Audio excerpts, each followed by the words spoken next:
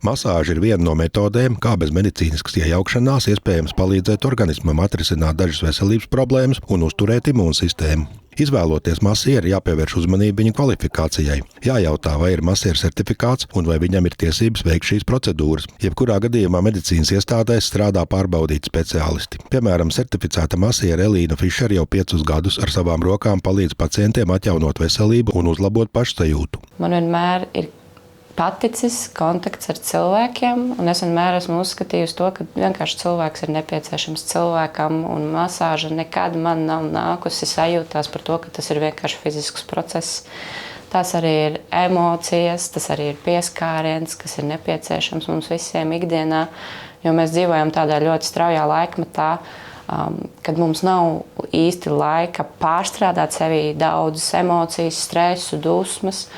Un tas viss nosēžās mūsu muskuļos, tas viss nosēžās mūsu ķermenī, un mūsu ķermenis vienkārši par to runā un stāstā. Sarunājoties ar Elīnu, sapratām, ka masāža ir viņas aicinājums. Elīna sajūt cilvēkus jau no pirmajām komunikācijas minūtēm un uzreiz saprot, kas katram vajadzīgs. Tāpēc arī viņas pieeja katram ir individuāla. Galvenais ir nodibināt kontaktu, tad ārstēšanas rezultāts būs acīm redzams, atzīst Elīna. Ārsti nemitīgi runā par profilaksi, taču mūsdienu cilvēku dzīves ritms dažkārt ir tik strauji, ka ļaudis pievērš uzmanību savai veselībai tikai tad, kad problēmas jau ir sākušās. Pārsvarā ar kādām problēmām vai? Protams, ka tā ir mugura, bet tas arī var, piemēram, no muguras, ja ir ilgi ielaists, tas var arī aiziet uz pārējām ekstremitātēm, tas ir, piemēram, kājas.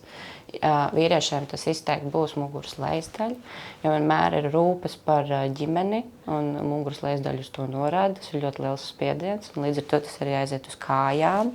Vīriešiem tās vienmēr būs muguras lejasdaļas un kājas.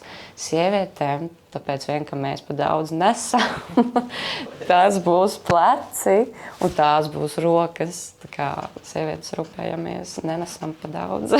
Pozitīvs rezultāts ir atkarīgs arī no tā, cik pacients ir gatavs sadarboties un ievēro speciālistu ieteikumus, piemēram, veicot fiziskus vingrinājumus vai apmeklējot baseinu. Ja izvēle krīt uz masieru, kurš klients pieņem poliklinikā, tad pirms pieraksta ir jāizpilda viens nosacījums. Lai pierakstītos uz masāžu, ir jāsazinās ar poliklinikas reģistratūru.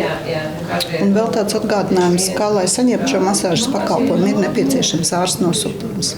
Pirmajā masāžas seansā ir vērts pastāstīt par problēmām, kas traucē labi justies. Pozitīvi, ja klientam ir ārsta slēdziens, tad speciālists var izvēlēties piemērotu metodu labāku rezultātu sasniegšanai.